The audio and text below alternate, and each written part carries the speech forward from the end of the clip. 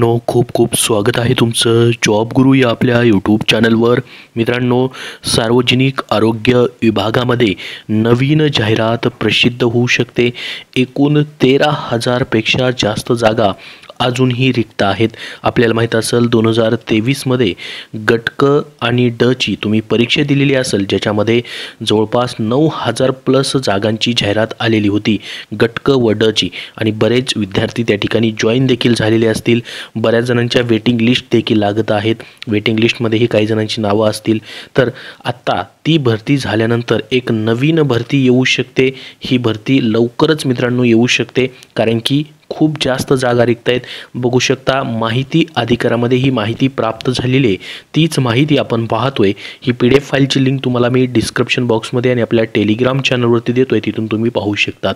तर याच्यामध्ये कुठली पदं रिक्त असणार आहेत, कुठल्या पदासाठी किती जागा असणार आहेत, काय पात्रता असू शकते, ती देखील तुम्हाला माहिती पाहायला भेटणार आहे.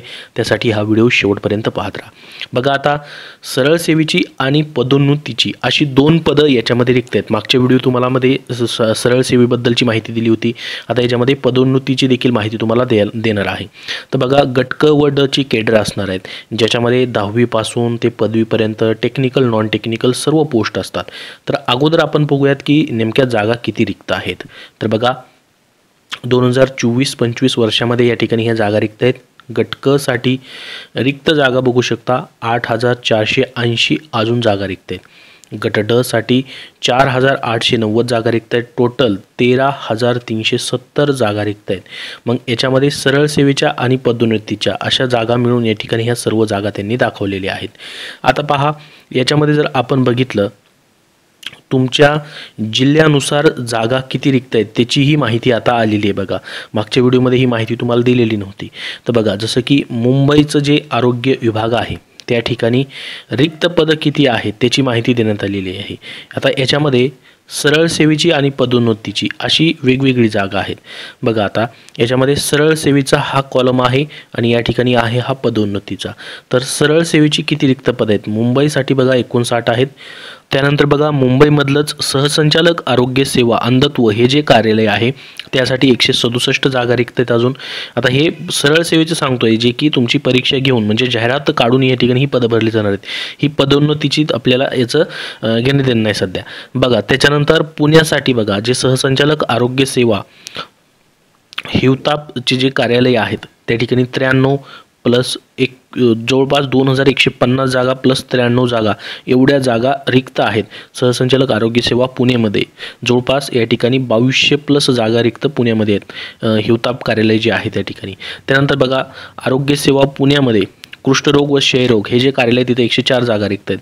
मुंबईमध्ये पाहू शकता अजून जे सुश्रुषा जे या ठिकाणी हे कार्यालय आहे त्या ठिकाणी 115 जागा रिक्त आहेत. त्यानंतर बघा, आता ही वेगवेगळे त्याचे शॉर्ट फॉर्म आहेत. पुण्यामध्येच बघू शकता अजून परिवहन आहे. हे सर्व कार्यालयामध्ये जवळपास 50-60 जागा अजून रिक्त आहेत. पुण्यात सर्वात जास्त जागा रिक्त आहेत. त्यानंतर ठाणे मंडळमध्ये बघा 329 जागा रिक्त आहेत. आता हे जिल्ह्यानुसार सांगतोय तुम्हाला, पदानुसार देखील पुढे पाहायला भेटणार आहे.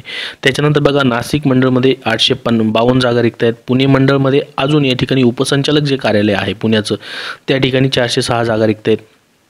कोल्हापूरमध्ये 272 आहेत.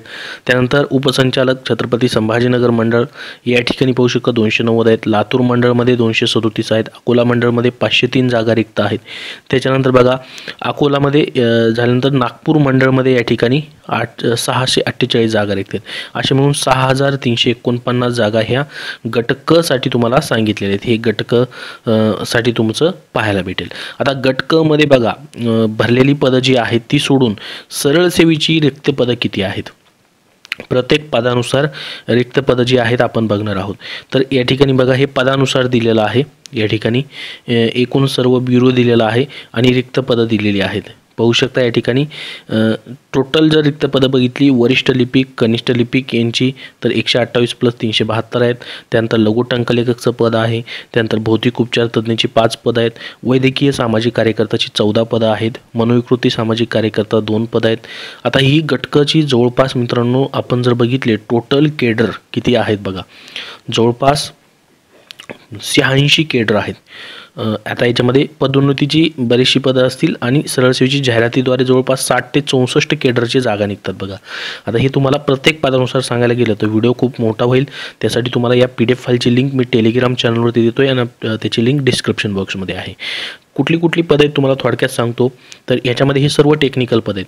याच्यामध्ये बघा व्यवसाय उपचार तज्ज्ञ, समोपदेष्टता, प्रयोगशाळा वैज्ञानिक अधिकारी, प्रयोगशाळा सहाय्यक, बहुउद्देशीय आरोग्य कर्मचारी, गटक, प्रयोगशाळा वैज्ञानिक अधिकारी गटक 100%, आरोग्य निरीक्षक, आरोग्य पर्यवेक्षक, पाठ्य निर्देशिका, अधिपरिचारिका, सहाय्यक अधिसेविका, त्यानंतर परिचारिका, बालरुग्णतज्ञ परिचारिका आहेत. त्यानंतर मनोरुग्णतज्ञ परिचारिका, नेत्रचिकित्सा अधिकारी, सेवा अभियंता, कार्यदेशक, कुशल कारागीर, वरिष्ठ सुरक्षा सहाय्यक, तंत्रज्ञ, वीजतंत्री, वरिष्ठ प्रयोगशाळा सहाय्यक, कनिष्ठ तांत्रिक सहाय्यक ही पदं देखील आहेत. सांख्यिकी अन्वेषकची देखील 34 पदं या ठिकाणी आहेत. रासायनिक सहाय्यक असेल, अणुजीव सहाय्यक असतील. त्याच्यानंतर बघा औषध निर्माण अधिकारी, फार्मसीची देखील पदं आहेत, आहार तज्ज्ञची देखील पदं आहेत आणि तंत्रज्ञमध्ये ECG तंत्रज्ञ आहेत, EGC तंत्रज्ञ आहेत, क्षयकिरण तंत्रज्ञ आहेत, क्षयकिरण सहाय्यक आहेत, वाहन चालक हे देखील पद असणार आहे. त्यानंतर रक्तपेढी तंत्रज्ञ देखील असणार आहे. त्यानंतर वीजतंत्री आहेत, दूरध्वनी चालकच्या देखील मागं जागा होत्या, यावेळेस देखील दूरध्वनी चालक असणार आहे. त्याच्यानंतर बघा पुढं अभिलेखपालची देखील पदं आहेत, अभिलेखपाल आणि भंडार आणि वस्त्रपाल हे देखील पदं असणार आहेत. त्यानंतर स्वच्छता निरीक्षक, आरोग्य कार्यकर्ता हे देखील पद आहे. शस्त्रग्रह सहाय्यक हे देखील पद आहे. रक्तपेढी सहाय्यकचं पद आहे. मोलरूम तंत्रज्ञ, कॅथलॅब तंत्रज्ञ. त्यानंतर बघा ग्रंथपालची पद आहेत, ग्रहपालची पद आहेत, शिंपी, नळ कारागीर, सुतार ही देखील पदं असणार आहेत. मागच्या वेळेस ही देखील पदं निघालेली होती. त्याच्यानंतर बघा आता पुढं जर आपण बघितलं पुढची जी गट ड ची पद आहेत बघा या ठिकाणी मे 2024 पर्यंतची रिक्त पद आहेत, ज्याच्यामध्ये बघा कार्यालयानुसार किती पदं रिक्त आहेत ते दिलेलं आहे सरळ सेवेची. जसं की मुंबईमध्ये 8 पदं आहेत, पुण्यामध्ये बघा जवळपास या ठिकाणी पुण्याची जर पाहिली तर 54 पदं रिक्त आहेत पुण्यामध्ये वेगवेगळ्या कार्यालयाची.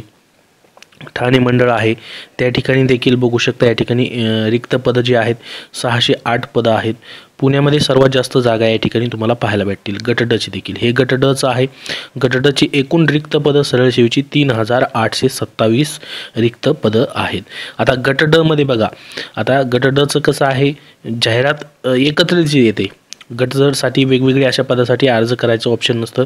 तुम्ही जो जिल्हा निवडलेला आहे त्या जिल्ह्यामध्ये ज्या पदं आहेत त्या ठिकाणी तुम्हाला प्रेफरन्स देण्यासाठी सांगितलं जातं किंवा त्या ठिकाणी तुम्हाला कुठलं पद निवडायचे त्यानुसार तुम्हाला नंतर तुमची परीक्षा झाल्यानंतर कट ऑफ लागल्यानंतर तो ऑप्शन दिला जातो.